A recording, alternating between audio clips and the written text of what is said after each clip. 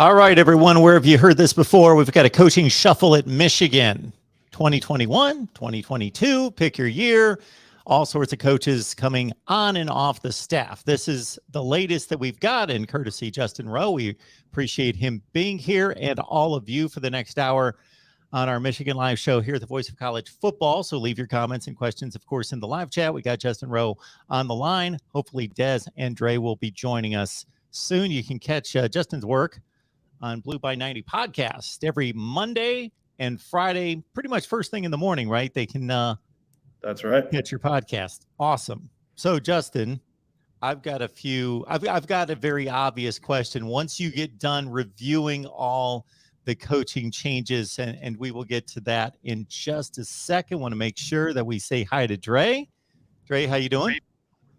Hello. How you doing? Justin's just got about 10 minutes with us, so I wanted to make sure we got started with all these coaching changes. So, Dre, we're going to have Justin run down the coaching changes here. Dre Artis, everyone, hosts our post-game show here at the Voice of College Football for Michigan games with Desmond as well. All right, Justin, you've got the floor. There's a myriad of coaching changes on this staff. For sure. It's been a shuffle for sure between, last year coming from 2020 to 2021, now to 2022. So consistency is not a big thing here at Michigan for the coaching staff. But, the one thing that's consistent is Jim Harbaugh is the head football coach. So that's a good thing for Michigan, I think, going forward, best case scenario. But two new coordinators on both sides of the ball. So on the defensive side of the ball, Harbaugh hired Jesse Minter from Vanderbilt. You look at the stats, you go to Vanderbilt's stats. If you're a Michigan fan, I advise you not to because they were at the bottom of the list in just about every category you can imagine. So I still think it's a good hire for Michigan. He's got Ravens connections as well, so it'll probably keep the system consistent, for the defensive scheme for these players too. In terms of the offense, Matt Weiss is going to be elevated from the QB coach to be a co-O coordinator. He'll still focus on the QBs, but get some play calling duties. And sharing those play calling duties, which I think is interesting, is Sharon Moore. So well-deserved promotion for him. He went from a tight ends coach to the O-line coach. Obviously, they had the best O-line in the nation last year, and now he's a co-O coordinator as well, with some shared play calling duties. The other pieces to the puzzle, Jay Harbaugh, who was special teams coordinator of the year, I believe. He is now going to move to do special teams, but also safeties. And then Ron Bellamy used to coach safeties, and he's now moving to the wide receiver position with Josh Gaddis leaving. So I think the Bellamy to wide receivers move is a huge move for Michigan. Gaddis was struggling on the recruiting trail and really was non-existent here down the stretch, and so Michigan had some negative effects on the recruiting trail for wide receivers. Bellamy, obviously, a very, very good recruiter, so things will go well there. And then finally, to round it all out, Grant Newsome is elevated from a GA to now the tight ends coach to fill in where Jay Harbaugh was. So lots of movement there, but there you go. Before we continue, just want to take advantage of a bit of a reset for everyone. Again, leave your comments and questions there in the live chat. We just heard from Justin Rowe. Catch his bi-weekly podcast. So it's Monday, first thing in the morning, Friday, first thing in the morning, mostly Michigan football, Michigan basketball, Blue by 90 podcast. Of course, below me, Desmond Upshaw, the host of our Michigan post game here, the Voice of College Football. And typically I'm stealing the hosting duties away from Desmond this week to get started. And Dre Artis, of course, another host for us here at the Voice of College Football, Michigan post game.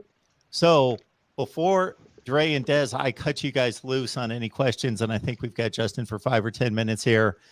You alluded to the obvious for me, Justin.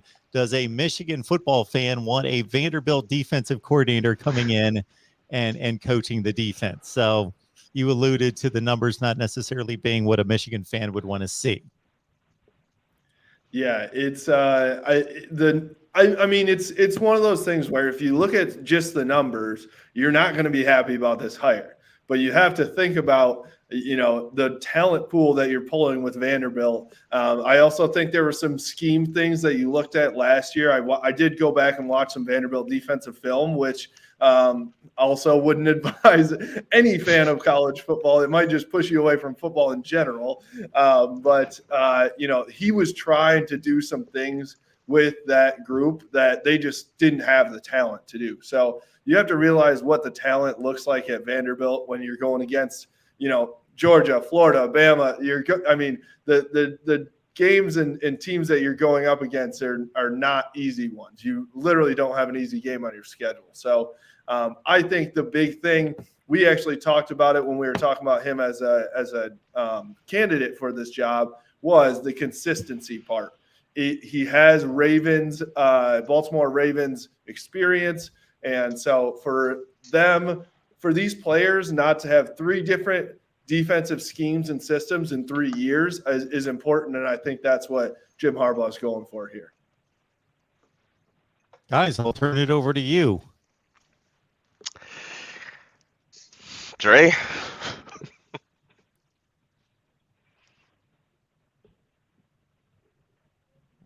I can see you, but I can't hear you. We got there we go, Dre. Go ahead. Thank you. Yeah.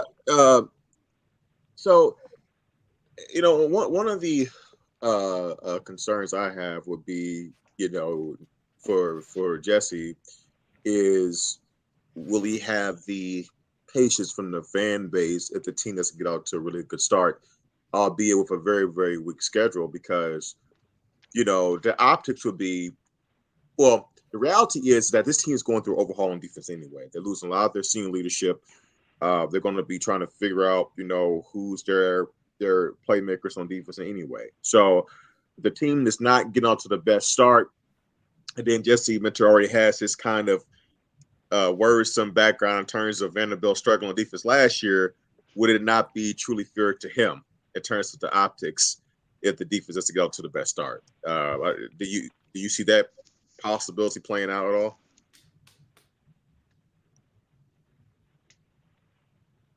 Talking to Justin or me? I was talking to Justin. Sorry. I'm sorry. Yeah. You're good. It's Michigan fans out there. I definitely see Michigan fans being negative if he gets off to a slow start.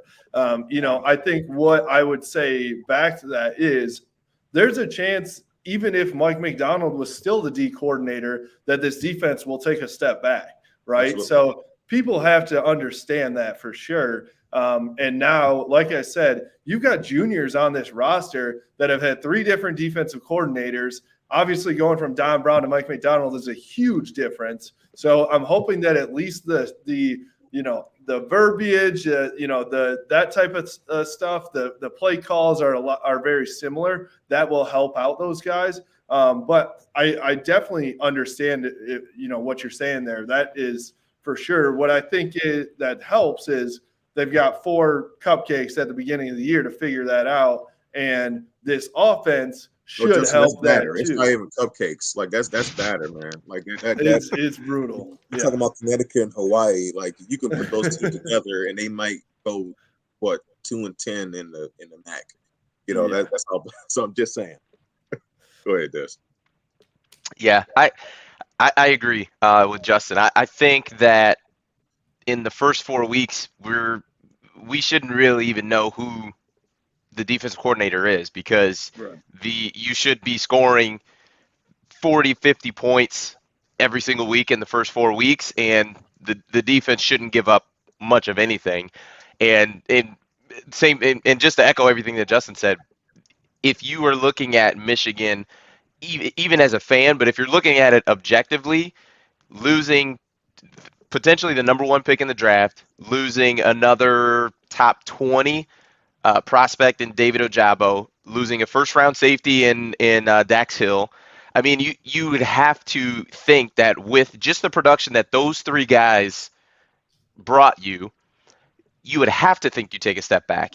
I mean, let's say those 3 guys went into the transfer portal. I mean, you would have to expect the defense to take a step back. Now, what does that step back look like? I'm not quite sure. And who knows? Maybe there's some guys on this team that we were unaware of that that would have a monster year that Ojabo kind of came out of nowhere. I think with Aiden, I think we kind of knew he was going to be a player. I don't think we knew he was going to be a player to the effect that he was, but maybe there's another guy who's just been waiting on his turn to just get on the field and couldn't get on the field behind, those two monsters that just terrorized the Big Ten. And maybe that guy's ready to rock. So I think that it's one of those things that if you're looking at it, you would have to think that that defense was going to take a step back, and ideally you'd like to think the offense would take a step forward to balance things out from where that last 2021 season was. Justin, I'm thinking about, the style changes on offense in terms of replacement of Gaddis, Moore and Weiss, Cole coordinating the offense. And anytime I see a situation like that, I also get concerned about the possibility of too many chefs in the kitchen. And, I think, well, wasn't Pep Hamilton like the passing coordinator? I couldn't remember who was it, right? Mm-hmm. I always get a little bit worried about that. Do you see that being a possible issue? The reason I don't is because Matt Weiss and Sharon Moore are so specialized in Matt Weiss with the QBs and Sharon Moore in the run game that's gonna. I don't feel like they're conflicting. I feel like they're bouncing ideas off each other, and I feel like they're still gonna stick with their sides of it. I think when you talk about Pep Hamilton back in those days, it was like Jim Harbaugh clashing with Pep clashing with the wide receivers coach and that type of thing. So I think that Jim Harbaugh has it set up really well because Mike Hart's still the run game coordinator too. So he's going to be, throwing his 2 cents in there too. So I do agree. I don't like it when I like all of it, all these guys together. The only thing I don't like is when you have play calling in 2 different spots. What that means is when you get into the game, one guy, you better have the best communication ever because one guy could be thinking one thing. Sharon Moore is going to be thinking, let's run it down their throat. And then Matt Weiss is like, hold up. I got JJ. Let's throw it deep. I don't know who it's going to be, obviously. But, I agree with you. But I think that the good part about it, going back to my first comment, is Sharon Moore is an obvious run guy and an O-line guy. Matt Weiss is an obvious quarterbacks guy. So I hope to see them complement each other that way. Yeah, and I think that would be my concern in the age of tempo and moving fast. You need to be able to communicate plays out quickly. Personnel groups, things like that, subbing in and out, those things they need to be seamless and they need to be done from one message. So whether it's Sharon Moore, whether it's Weiss, whether it's Jim Harbaugh, because seemingly the offense seemed to really take flight this year when seemingly, obviously I'm not in the program, but it seemed like when Jim Harbaugh was a lot more involved in the play calling. So we'll see what happens. That will be my only concern, is just making sure whoever the play caller is, that person has the say to be able to communicate that, and it's not, Weiss is calling 2 plays and then Sharon's calling the 3rd down play, and I just don't think you can operate like that. So as long as they have a clear plan and are able to execute that, I think they'll be in good shape. This is more, frustrating than when you're seeing a sustained drive, and then all of a sudden you get an offense gets a delay a game because they can't get their call in on time, but then you have confusion, and then you have to take a inconvenient timeout, right? Those are the type of situations that can happen just because of that miscommunication or, lack of consensus on making a decision. Did Josh Gaddis receive too much credit for running Jim Harbaugh's offense? There's speculation for sure. I don't know. I mean, I think that nobody knows except for Josh Gaddis and Jim Harbaugh, in my opinion. So I definitely think that's out there, though, that Gaddis is now, he's at Miami talking about, I brought championships to these teams, and Jim Harbaugh sitting back there thinking, how much did you put in there? So I definitely think that there was definitely some headbutting between Josh Gaddis and Jim Harbaugh over calling plays. I know that for a fact, and not even just calling plays, but personnel, maybe even at the quarterback position. So I definitely I wondered how Josh Gaddis moving out and these guys moving in, how that helps a power struggle, because we all know Jim Harbaugh loves to have as much control and power as possible. I find it so ironic when you think about, Jim Harbaugh's offense, right? Just a couple of years ago, actually the last few years leading up to the whole speed and space change and approach, a lot of people wanted Harbaugh to recluse himself from play calling and wanted him to kind of update his offense. And all of a sudden it's like, jokes in control last year, that was the key. I'm getting back to the Harbaugh roots, and that's what people want them to get away from in the first place. I just find that whole dynamic kind of interesting when you kind of think about it. To be quite honest, I don't think anybody would say that the offense was fun to watch last year. I mean, I think they were effective. Jim Harbaugh would disagree, actually. I'm sure he would. I'm sure he would. Vehemently. You don't think the offense was fun to watch, Dre? I might even argue with that a little bit. Yeah, 3 yards, like GOJ says, 3 yards and cloud of dust. Yeah, that's extremely exciting. Winning is fun. Winning This is fun. Top of 5 offense in the country, right? Let me look. Let me check the stats. You keep going, Dre. I'm checking the numbers on this. No. I mean, so I don't know. I mean, it's going to be interesting. I mean, I don't want Harbaugh to have too much power and stay in the office, because I do believe, especially if JJ is the guy and he's taking over this fall, I do want to make sure that we're fully utilizing his abilities, both running and passing. And I just believe that the whole 3 yards and a cloud of dust, we're only going to be using 50%, 6% of this kid's ability. Because let's be honest, he eventually will take over. Whether it's this fall or next fall, he will. And I just that's my fear. That's my fear. I think he did get too much credit for running Jim Harbaugh's offense. I just, when you look at because I think he was here a total 3 years.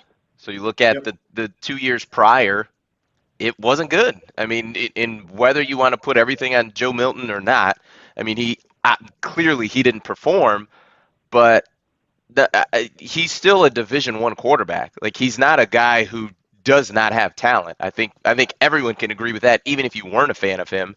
And to not put him in positions to succeed, that's on coaching. That's play calling. That is your job. I mean, I look at it. The most excited, my excitement level with Josh Gaddis was probably the highest when he was hired. Outside of that, that was the highest, because, and Dre, we were obviously talk about it all the time, but I'm like, man, you got a good one. Like, Gaddis is good. He's really good. Coming from Alabama, the co-OC with Loxley, I thought you had a speed and space play caller, and that never seemed to develop. And it was just odd. It was just consistently playing the waiting game of, when are we going to see the bubble screens? When are we going to see the quick slants? When are we going to see what'd you say? Oh, you did. It just didn't work. You saw the bubble screens out to Donovan Peoples Jones. It just didn't work. It cracks me up when we're talking about the success of Josh Gaddis, and he's the speed and space guy. The most successful that Michigan was under Josh Gaddis was when they ran the ball and didn't throw it ever. You had Cade McNamara throwing 13 times a game. So that shows it's pretty obvious to me whose offense. Maybe Josh Gaddis was calling the plays, but Jim Harbaugh gave him a list of plays to call, before the game. So I definitely think that it's going forward though, I don't think I think they're going to continue to run the ball 100%. And I actually don't. I kind of disagree in the fact that that's taking away from JJ's ability. I think we're all on the same boat that like JJ probably will start at some point. But I think that, you've got Matt Weiss, who has been, everyone's like, everyone's the new young QB guru, right? And he's this next guy that they're touting as that. I think that he's going to be able to work with JJ. And if Michigan can run a pro-style offense where you do establish the run first, but you still have JJ's legs and arm to be able to create things, then all of a sudden that's a pretty damn good offense. I don't like the idea of having JJ be Lamar Jackson and just run for his life like he did in the Georgia game. I want him to be able to, drop back, throw the deep ball on a 5-step drop or whatever it is, and not have to, Johnny Manziel it every single time. So I still think it's going to be a good thing, especially when you look at the running back talent. It's going to be a good thing that they still run the ball first. And I want Jim Harbaugh to wear my run the damn ball shirt more too. Yeah. Yeah, absolutely. It's sweet watching the Johnny Manziel dance around the pocket, run to the left, run to the right, throwing 60-yard bombs on the field. Those are sweet to watch. I understand you can't live like that. You get yourself exposed for big hits and turnovers. I don't understand. This is about winning at the end of the day. It's just, it'll be interesting to see how the Gaddis departure will look if Tyler Van Dyke is a Heisman Trophy candidate this fall and Miami is just lightening up. Now, granted, different conference. I think a much weaker conference in the ACC, but I think Tyler Van Dyke is a talented quarterback down in Miami. And so I'll put it this way, with the level of competition that he has to go against and the quarterback that he has to work with, there's a chance that Gaddis can prove us right or prove us wrong very, very quickly. Justin Rowe, Blue by 90 podcast. Catch him every Monday and Friday. Twitter, Justin Rowe 92. Justin, thanks so much for stopping by and setting us straight on this coaching situation. Thanks, Justin. For sure. Thanks for having me, guys. Thanks, man. See ya. Yeah, I just don't.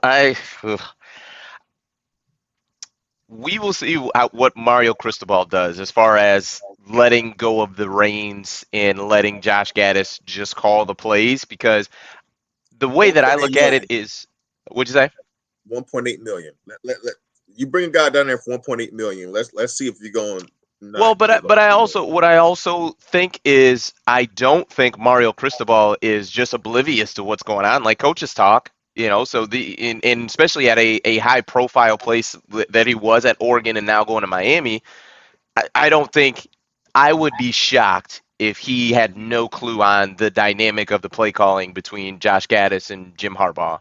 I think he's aware. He's aware. I just have too much confidence in what I think is a high level coach in Mario Cristobal and just how close the network of coaches, how close that network is. So I don't think we'll see. I guess at the end of the day, we'll see. I don't think he's going to have a back-to-back Broyles award-winning season.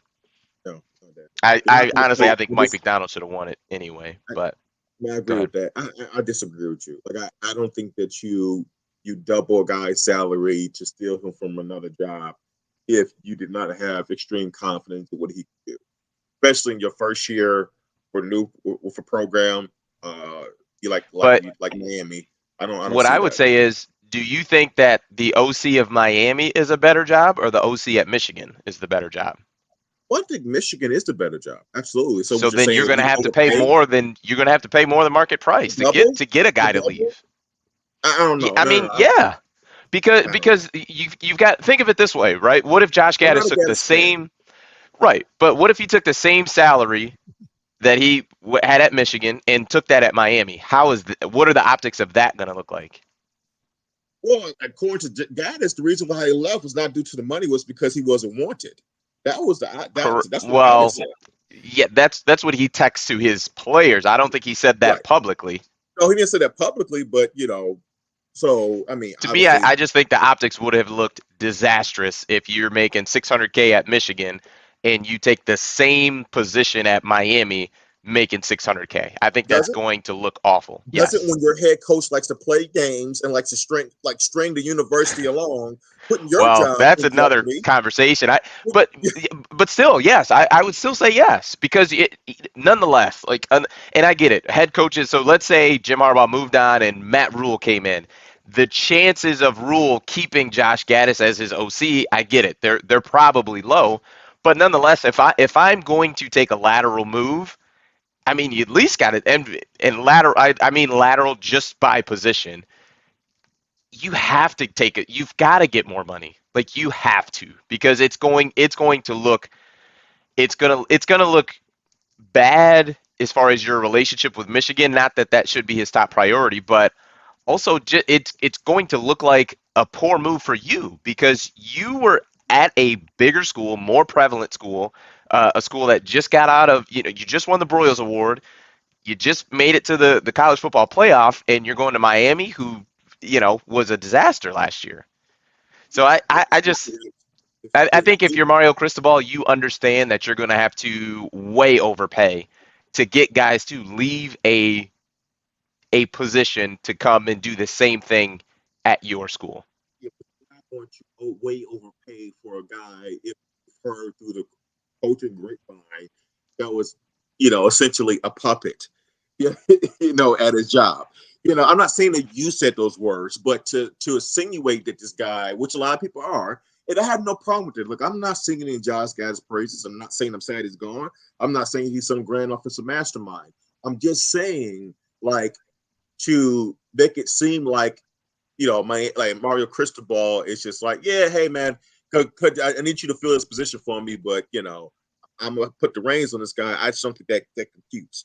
There's way too many guys around this country that you can give another shot to that you probably don't have to pay as much money for, and you have to But worry about optics. We want to but talk at the about end of the optics. day, perception is reality. He just won the Yes, Broyles Award as the best assistant head coach in the country. and the head coach almost supposedly left for the NFL for the second Right, year in a but he row. doesn't have any control over that. What I'm saying is perception is reality.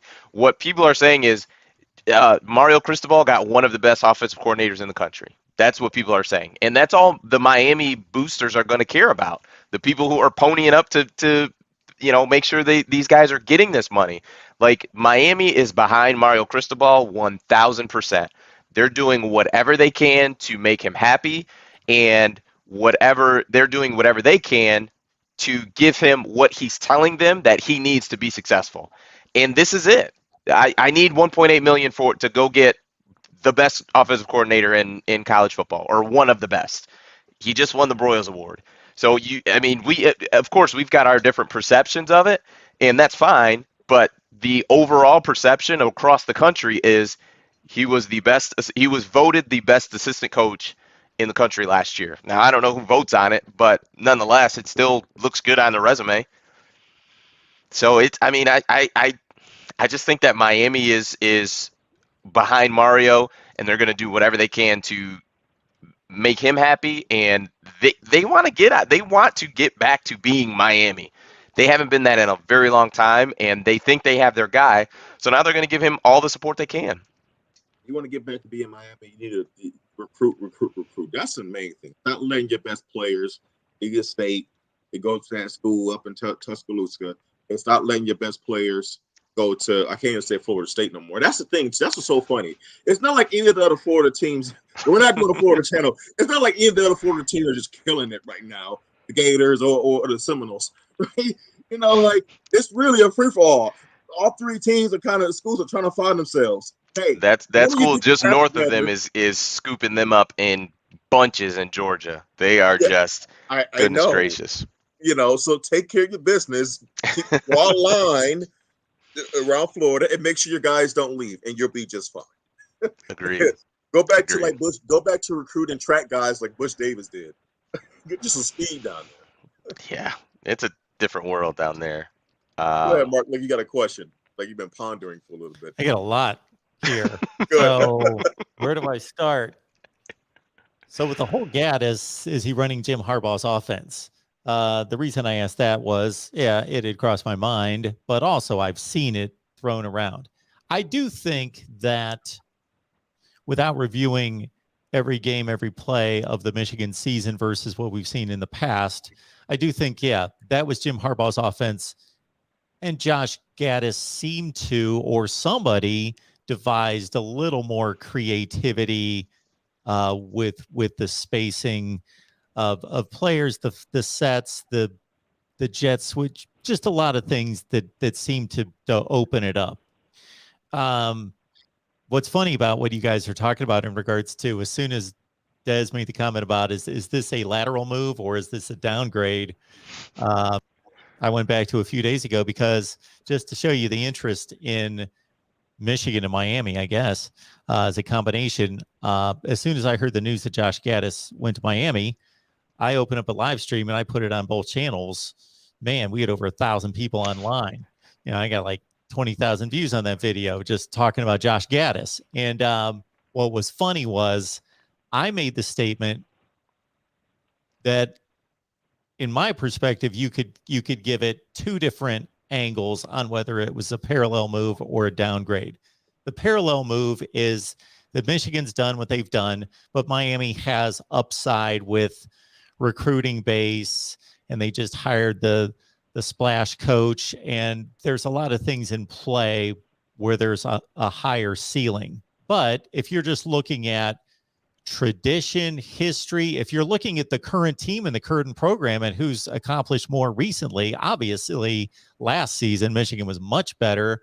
And even going back during Jim Harbaugh's tenure, despite the disappointments, it's a 9-3, 10-2 team throughout Jim Harbaugh's tenure versus Miami.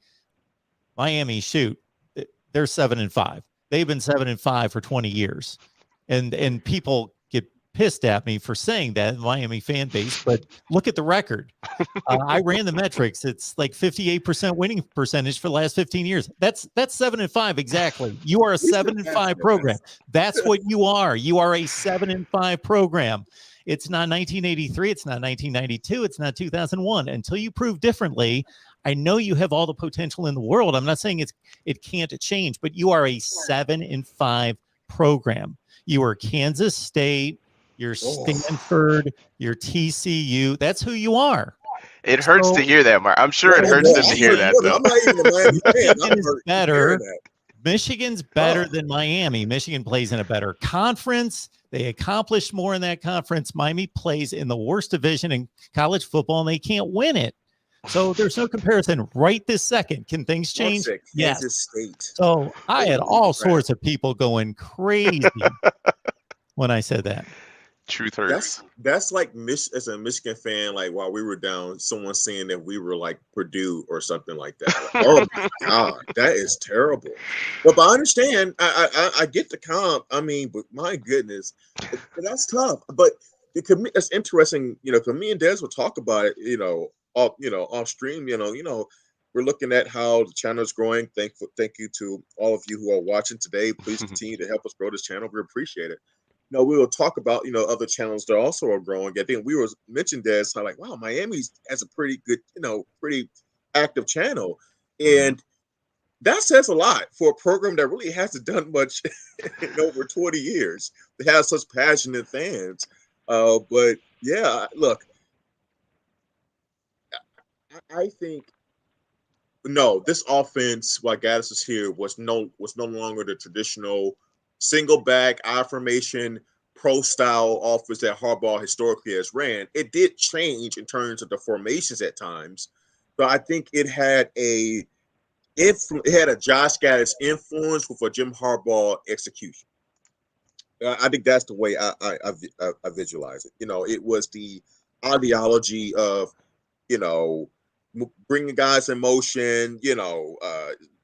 Reverse sweeps, try to confuse the defense. But when a play is actually executed, it's traditional run up the A gap or B gap or whatever it is, right? So that's the way I kind of looked at it. Yeah, it's interesting, and when Jim Harbaugh was in the courtship process with the Vikings, I had heard some channels and some people say that they feel like Jim feels like he's done all he can at Michigan, and that essentially what Michigan did this year is the pinnacle. Like they'll never get any higher than that. It's possible.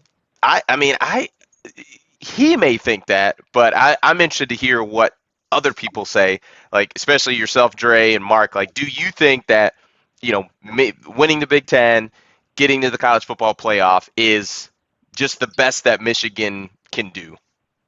I think there's only 3 or 4 teams that can do more. And that's Alabama, Georgia, now Clemson, and Ohio State on a year-by-year basis have the opportunity. I know Mark loves that, right? Have a legitimate opportunity to do more than that. Historically, I've seen that. You'll see Michigan get to the playoff. You'll see, now Oklahoma's now because Lincoln Riley has gone to USC, so probably USC. You'll see teams that will flirt with being in, quote unquote contention to win a national title by making a playoff or being in the playoff picture. But when it comes down to it, so those final 2 games in January, it's 1 of 4 teams, and it tends to be the same 1 of 4 teams that actually get it done and finish it through. So I mean that's a little bit of a harsh reality for the rest of us. Ironically, you two represent both of those fan bases. But for the rest of us, that's a level that we can only aspire to. And it's very, very hard to break through. And you've seen it's evident that other teams have gotten close, but just when we get to that stage, we're not even able to compete most of the time. I represent all of college football, by the way. He is the voice of college football, in case you didn't know. I see. It's interesting that you say that because, number one, for me, I don't believe that. I think when you look at the playoff, overall, one of the big differences and differentiators is the quarterback position. Like it's rare that you have a quarterback that's in the playoff that either wins, that's just in the playoff, that's not a high level guy. I mean, a guy I would look at in Jake Coker, who I don't think he played at a high level, but when you look at it, I mean, he was a 4-star recruit, if I'm not mistaken, for Alabama, and I think it might have been 15 or 16, but it just overall, I think probably Stetson Bennett is probably the worst quarterback, I would say, that has made the college football playoff. If I'm just running through my mind, that man's name. He is a national champion. Whoa! I'm talking pure rankings. I'm not talking about who he is or quality. I'm talking just rankings. I think he's played better than some of those quarterbacks. But yeah, I would agree with that. Yeah. Disrespectful. He's been the lowest rated one coming into correct. Yep. And that's all I'm saying. And now I think that Michigan has one of those guys. So I don't think it's some large gap. I think this year playing Georgia was a large gap, but I also think Georgia and anybody was a pretty large gap. So it's not as if Michigan just couldn't cut it and was nowhere near. I just think Georgia was that good. I think Alabama caught him at a perfect time in that first game, and they caught him at a bad time the next game. So I think Michigan has that guy, and now it's just about taking advantage of that, because you look at even some of the 4 seeds in Ian Book and Baker Mayfield and those types of quarterbacks. I mean, I think you have that guy on campus. So I just don't think that I don't think that what Michigan did this year is the best they can possibly hope for. That's nice, Desmond. You're right. We may have our next Baker Mayfield or Kyler Murray or whoever you want to throw, Ian Book, whoever you want to say, but think about the final result of those teams that those guys played with. Same thing. Baker Mayfield was up by 28-10 or something like that. Win. Okay, but I'm saying, would you like to be up 28-10 at the halftime on a 48 points in a playoff game? I would enjoy almost any different outcome than what I experienced against Georgia in January. Any other experience would have been better than what I experienced. So yes, would I take that? I'm saying you have a guy who's better than those guys. That's what I'm saying. You're saying JJ is better than Baker Mayfield? I think so. Do we know? Really? Wow. Mm-hmm. I would love for that to be true, but time will tell. Yeah, Even I so, do. it takes more than that. It takes more to overcome. And even Ohio State, you know, if I there'll be that fourth team in that level, but they're not. They're like those first top three teams: Georgia, Clemson. I think this was an anomaly year You're for putting Clemson. Clemson over Ohio State. Really? They got two national titles in the last We're 5, not 6 talking years. about what happened 7 years ago with Deshaun Watson, the quarterback. We're talking about I'm right just saying. now. What The about last Trevor time Lawrence? those two I'm just teams, the saying. last time those two teams hit the field, Ohio State blitzed them. That That is true. sounds more And like the recency season bias to me, before, Mark. if truth be known, if there was That decent literally is the last time officiating, they they would have played. won that game too. But No, I understand. I just look, anyway, Dabo. go ahead. I I think think Ohio State's a better program than Clemson. the qualifier to get there Historically, yes. is a high level quarterback, and you've got one. That's what I'm saying. I mean, no, I get it. I just, I think, like, you guys understand the pain that I've dealt with, and the rest of us dealt with as Michigan fans. Like that's, that's a level that we can only dream about. I mean, hell, before this year, I thought winning the Big Ten was only something we could dream about, and beating Ohio State. That's how bad it got. So, look, man, you get a generational talent. Sure, you have a shot. But one thing that you did see in the Michigan Georgia game is that the speed and athleticism on that level is so different, and to have it almost at every positional group. To see the speed and athleticism of a Nakobe Dean at the linebacker, to see the size and physical prowess of a Jordan Davis on the D line, right? Like to see the freakish athleticism of a James Cook, who I think is a really quality back, right? It's just you can't just have one of those guys, right? When I think of Nakobe Dean, I'm like, okay, what's the closest comp Michigan linebacker I can think about in the last 10 years? Devin Bush. That's one guy, right? So like it's tough, man. It's tough because you can't just have 2 or 3 guys on both sides of the ball and be at that level. You got to have depth. It's so much to get to, and I'm just not sure that Michigan would ever be able to put together enough to do that. That's just me, but call me pessimistic. I think I've raised this question before. Do you guys believe in the recruiting rankings? Yes. It's just overall, you could pick and choose and look at 3-star guys who are awesome and 5-star guys who never played. Yeah. But Well, I just think as a think as a group talent, yes, I do think that they show a trend of teams that are overall highly ranked are ones that end up in the college football playoff.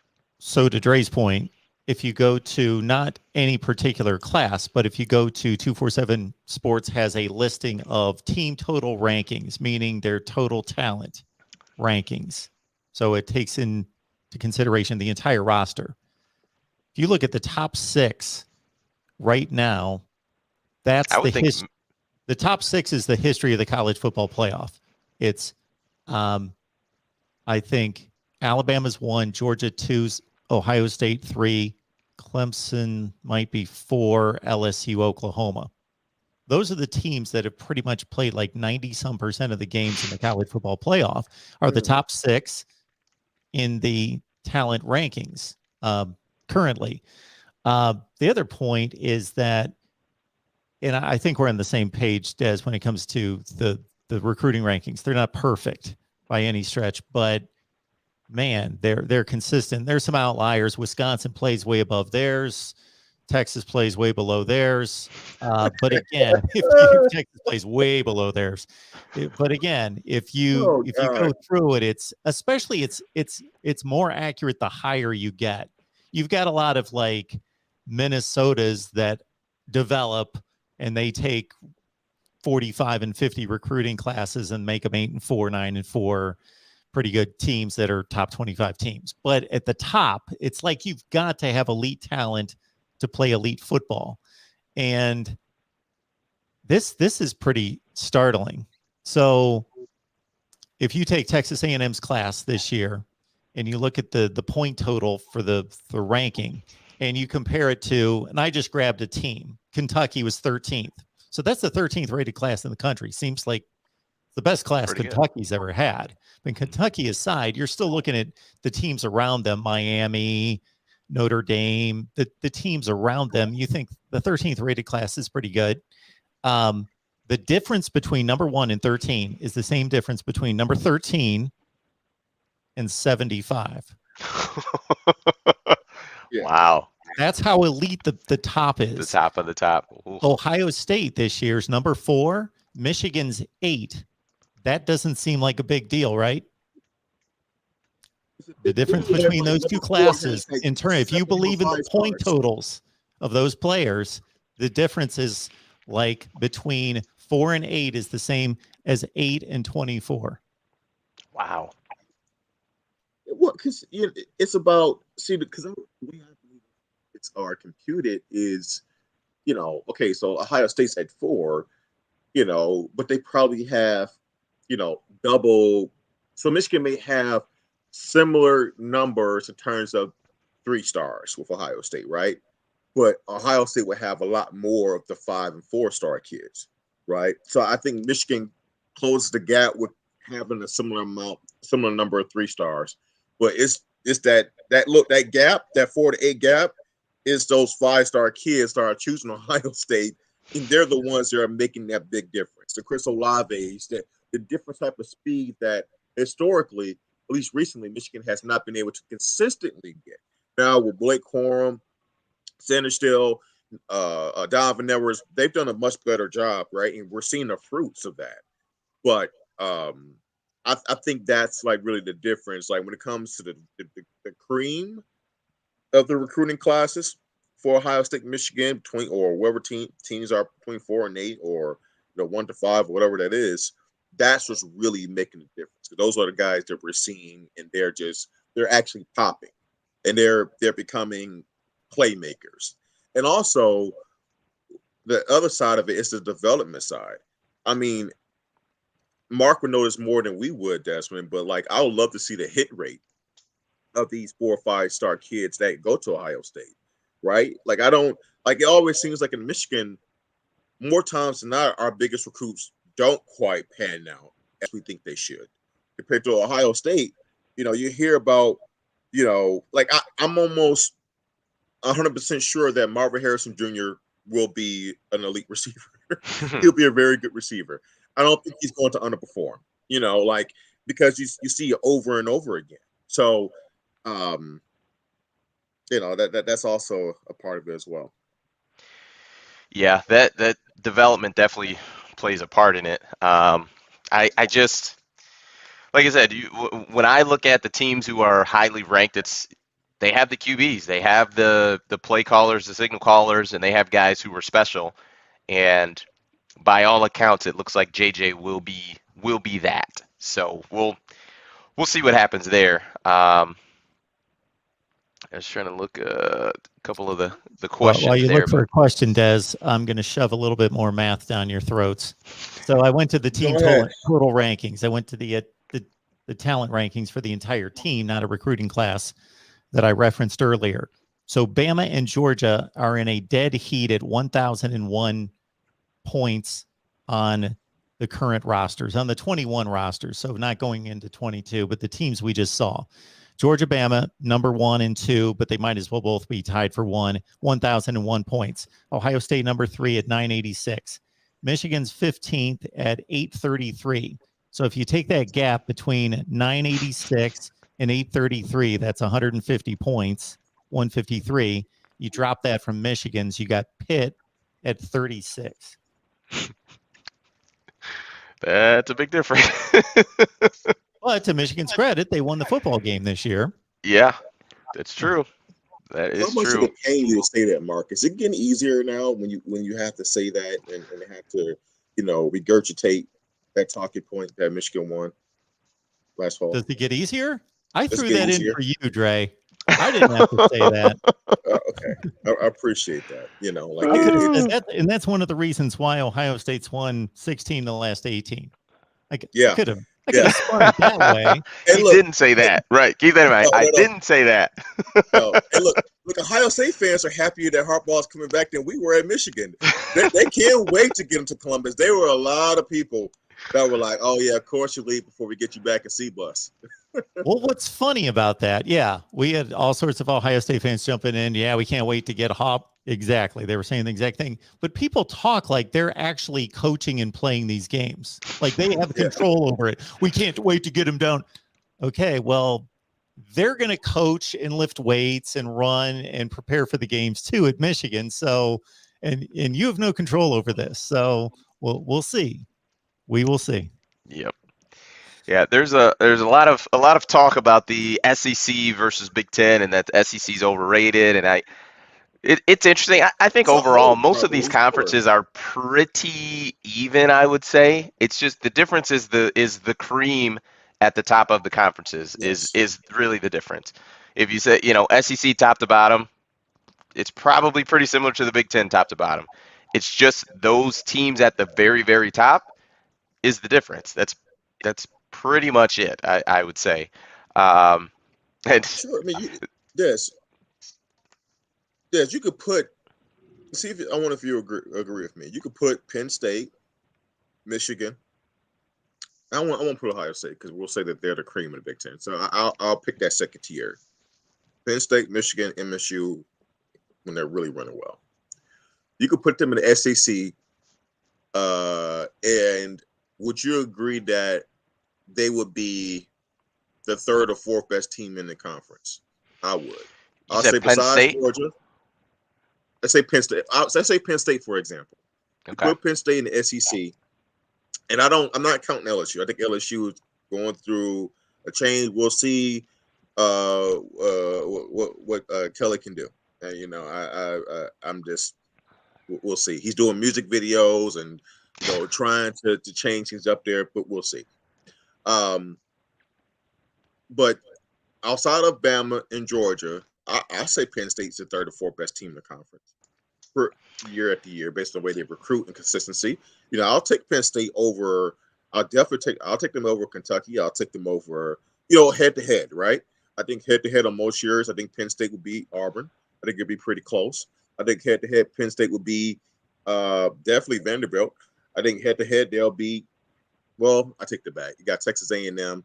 I don't know. Maybe it's close, but I think Penn State. I think their battle's going to be, Bama and Georgia are clearly 1 and 2, 2 and 1, however you want to put it. I think Penn State's probably going to have to battle with today's Arkansas and Texas A&M. That I think that's probably going to be the hierarchy. If you can go out and beat those teams, great. But I also saw Penn State lose to Iowa, who I didn't think was very good, this year. So that's where it's at. But yeah, it wouldn't be much different than the Big Ten. What'd you say? Yeah. So Corey wouldn't like you saying that. You better leave that alone. I mean, I just feel like they weren't that good. I'm sorry. But yeah, the difference is the cream. That's it. Other than that, it's the conferences are pretty similar. I mean, you put Texas A&M in the Big Ten, they're probably going to be third or fourth team. Texas A&M now. I don't want to see Texas A&M now. Well, I mean, all those guys got to get on the field. It takes time, for them to get on the field. But if this is a precursor of what's to come for Jimbo Fisher, I know y'all can stay. Y'all can stay down there. I want no part of that. Part of that at all. The last thing I want to touch on real quick before we wrap is so Jim Harbaugh said that this is not going to be an every year thing of flirting with the NFL, and he knew now that this is what he wanted to do, even though all reports say he was not offered the Minnesota job. So this isn't going to be an every year thing. What do you think about that?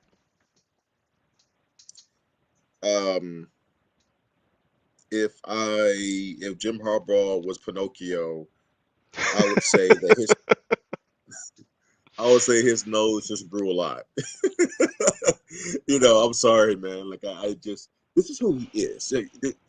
When you have a certain sample size of a guy's career, whether it's a player or coach, you tend to see trends, right? And then after a while, you get a full picture of the type of person that they are. And even if they may have the best intentions, like their nature and their personality and their way of conducting business always seems to surface one way or the other at a certain point. So I think that Harbaugh may intend not to want to put Michigan through this fiasco again, but the reason that you want to go to NFL that somehow has magically disappeared because you didn't get this job with Minnesota, right? This quote unquote itch that you have, oh, it instantly was relieved the minute that you didn't get this job. So so Andy Reid retires after this upcoming Right. season, And that is, and the you Chiefs nailed it. call you, you're not going to be like, oh, right, yeah, I'm happy here. See, that's why you don't say things like that. How about this is when it comes to this is where maybe a guy who's a little bit more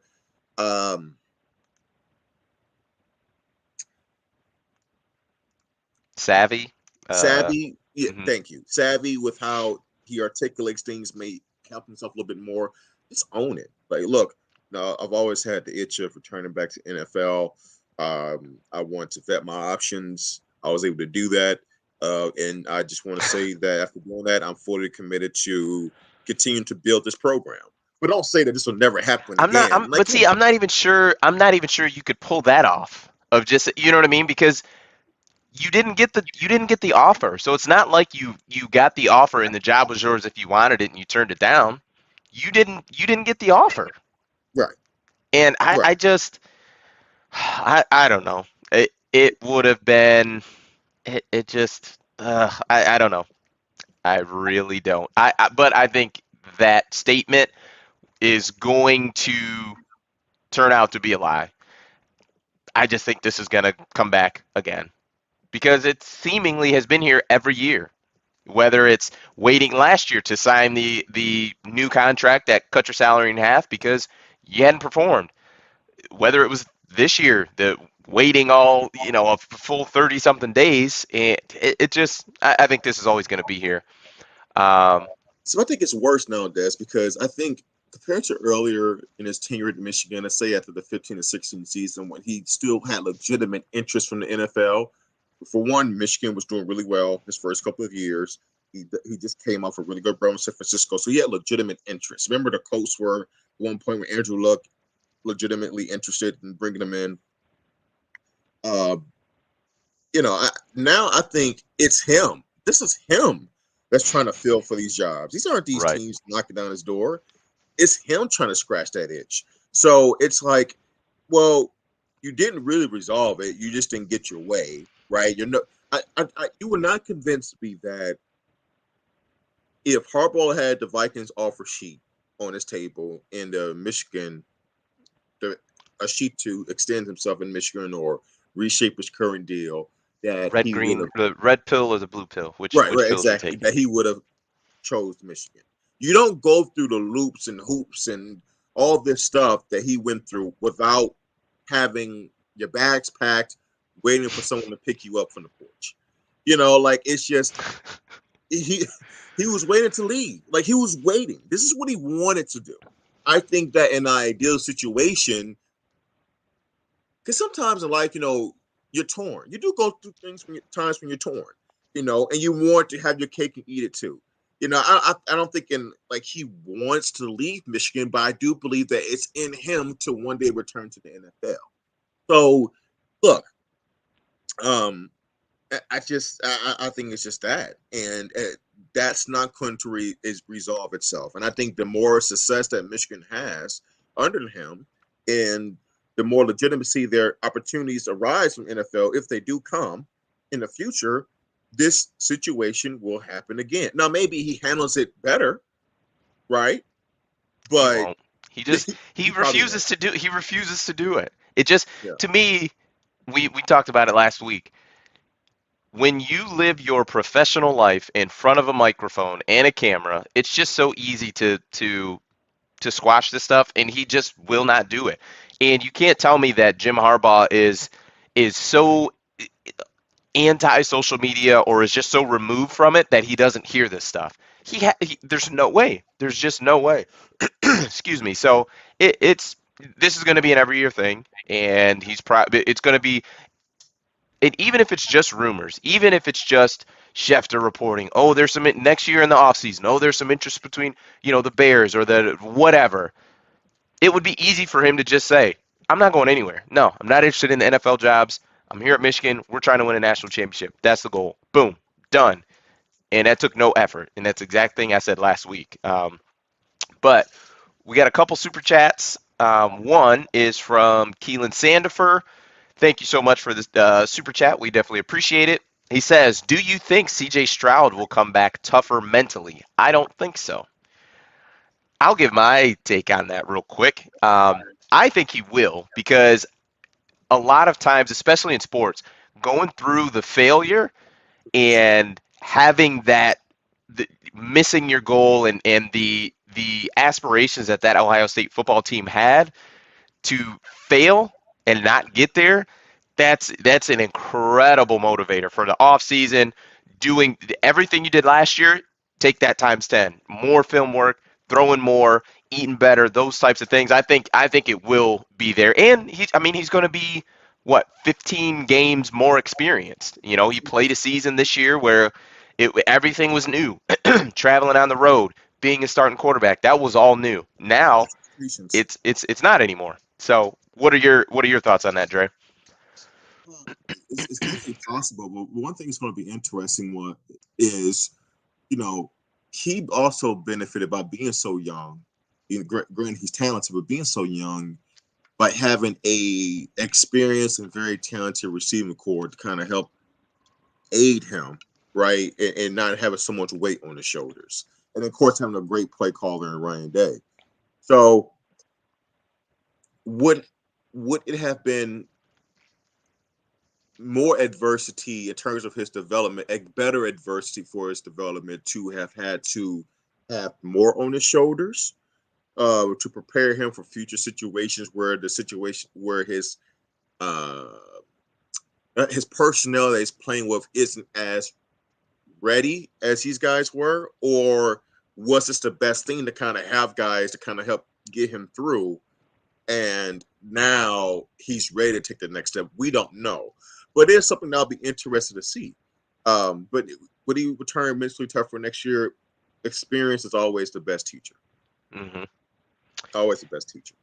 And Antoine Johnson, appreciate it. He's a regular on the show. Thanks so much. He says, on the Gaddis situation, I think Michigan will be just fine. I think Miami bought fool's gold. It was Jim Harbaugh's offense and the spread with a touch of Gaddis. And I think we kind of hit on that earlier today, that I agree with the take, but as I mentioned earlier, perception is reality. He did just win the Broyles Award. I don't think he's one of the best play callers in college football, but nonetheless, he got credit for what happened. I think that was I'm right in lockstep with Antoine. I think that was Jim Harbaugh's offense with a little sprinkle of Josh Gaddis. But you know what? Besides Greg Roman, who's the offensive coordinator for the Ravens, if I'm not mistaken, and of course this past year with Gaddis, not many coordinators. You don't see a lot of Jim Harbaugh's former offensive coordinators just getting, a ton of interviews for new opportunities. And I think part of that is due to the meritocracy, due to his ways, his quirkiness, his implement that he likes to have on his team and approach offensively.